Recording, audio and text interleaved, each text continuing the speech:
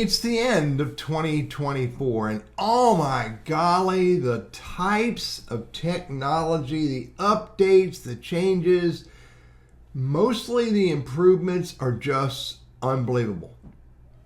However, you may not know what I'm talking about, or you may have some idea, or you're way ahead of the curve. Look, there are really four types of people when it comes to adopting new technology. There's the laggards. These are the people that don't want anything to do with it. They're going to wait until they're forced to move away from, 3-speed on a column to an automatic. There's what's referred to as the late majorities. These are folks that I'm just going to wait until everybody else proves it works or doesn't. Then there's the early adopters. These are the people who they're going to jump on new technology fairly quickly, but not too fast. Then there's the innovators. These are the people who will stand in line all night long and wait until the doors open so they can be the first one to get that new gadget. Look, we're all different. None of us have to be like the other. But we do need to pay attention. We do need to be aware so that we can make decisions when it's right for us to make decisions. Let me talk about some of the new technologies that are out there. And by the way, I created an Amazon page where you can go see some of these things I'm talking about so you can get a little bit more informed about it and or make a decision to buy it. Now, first of all, one of the big ones that we're all excited about is smartphones in different ways. Some of us aren't, a lot of us are. The new iPhone 16 Pro Max. I like the new iPhone 16 Pro Max. It's faster. It feels a little sturdier. It's got a few new features in it that I kind of like. Not a big deal, but it's nice. How about drones? Drones are exploding all over the place. Not literally.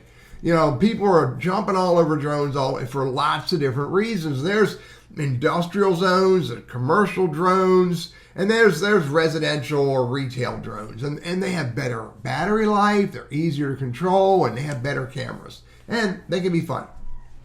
And there's another one. Portable EKG devices. These are, I don't get it, pocket-sized EKGs that'll monitor your heart rate and detect an AFib or irregular arrhythmias. Maybe these are important for some people, but it's not important to me. Then we have our Wi-Fi cameras. There's all kinds of variations to Wi-Fi cameras that we can put all over our house. We can put in different rooms. We put them in our garage. We can put them in the woods that watch the wildlife on our driveway, etc., etc. Pretty cool. I'm a Blink camera guy. I like my Blink cameras. Then there's another technology that's been around for a year or so, maybe a couple years, and those are health rings. So we have the Fitbits. These are like watches that we wear. But the health rings, they can monitor your heart rate, your blood oxygen, your blood sugar, your sleep, and much more. They're pretty interesting. They're not inexpensive. And you wear them like a ring, so they look like nice jewelry. Here's something a little bit more practical. Portable air compressors and car chargers. These are small little devices that we put in the boot or trunk of our car. And if we have a flat tire or someone has a flat tire, we can pump that tire up. If a car needs to be jump started, we don't need to hook it up to our battery. This device actually has a pretty powerful battery that can jump start other cars. Pretty practical. Then we have video doorbells. The big name we all know about is Ring. Well, there's lots of different versions of video doorbells. These are pretty cool. I have one on my front door, so I know if the doorbell gets rung, or someone drops a package off, or there's motion in my front door, I can see the mail being delivered. I can see UPS delivering. I can see that squirrel eating that pumpkin that's on my front stoop. Video doorbells. They can be practical as well. Then there's a whole nother thing coming on. New age, higher technology, somewhat less expensive hearing aids or hearing devices. Apple's AirPods, which are pretty cool for music with noise canceling. They actually are designed to function as a hearing aid as well. New idea, something worthy of considering. Then we have, because so many things are USB based now, we have USB chargers. Charge our smartphones up, charge our tablets up, charge our portable computers up, et cetera, et cetera. Any device that is battery, that has USB connection, there's these USB chargers, and they can 120 volts in the wall receptacles, or little blocks. Anker, Anker is a brand that makes these. And they're pretty cool ways of charging up multiple devices on one appliance. Bird feeders with cameras. My wife loves her bird feeder with her camera, to the extent that she got one for her father. And so you can not only see, what birds are there, and you save the images, share the videos, you can see what birds are eating your bird seed. Or if there's no birds showing up, kind of leads you to believe that your bird feeder is empty. Here's another one. Digital books. These are e-readers. Kindle's a big name. There's other versions out there as well, where you can download a book from a book distributor like Amazon or Barnes and Noble, and you can read it on a digital device. I loved my Kindle back when I used Kindle. How about this one? Projectors. Small, portable, little projectors, not overly expensive, where you can turn the whole wall in your living room into a movie theater. The wall outside, you have an outdoor movie theater outside where you and your family can get together and watch movies on a quote-unquote big screen. Then we have this growth of tablets. These are basically screens with a keyboard built into them.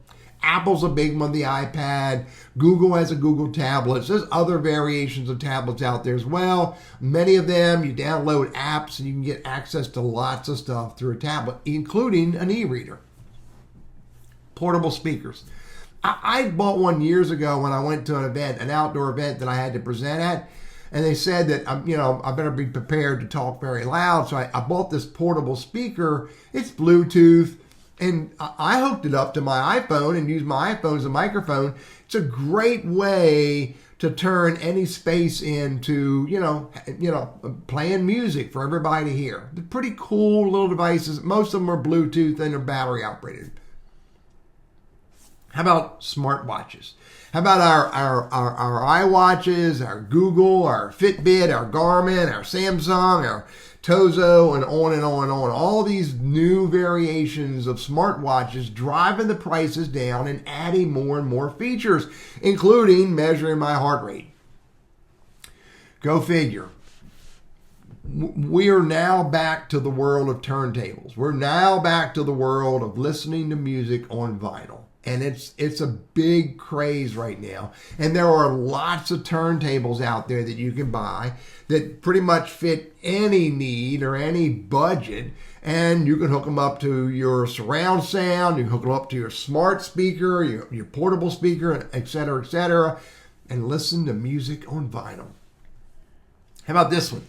Electric scooters. Yeah, we got electric cars, electric trucks, and electric minivans, and et cetera, but electric scooters. These are really popular, and the prices of them are dropping as well.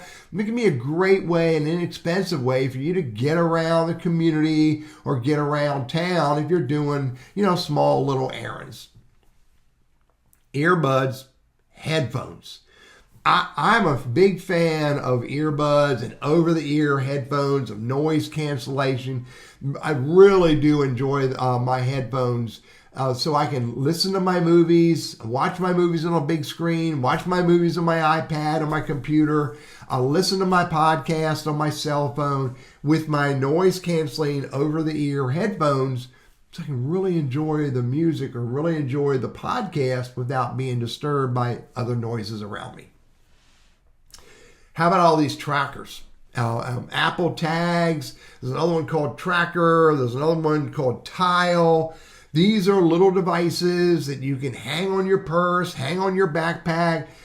put it in your suitcase, wherever and on whatever you're worried about losing, so that if you do lose it, you can bring up your tablet or your smartphone or your computer and go to the website and figure out where you left that package, that bag, that device. Really cool little technology trackers. Digital notepads. I'm a big fan of notes. I write all my notes. I use these to write all my notes down. But at one point I was using these digital notepads, and I was using one called Rocket Note. Then I could write it in my little notebook, and then I could literally just take an image of it and upload it into, I'm an Evernote guy, I'd upload it in Evernote or in a Google Docs or wherever you want to store your notes in a digital format, including transcription, which was pretty cool if it could read my nasty writing. Here's two more. Smart home devices such as the Alexa.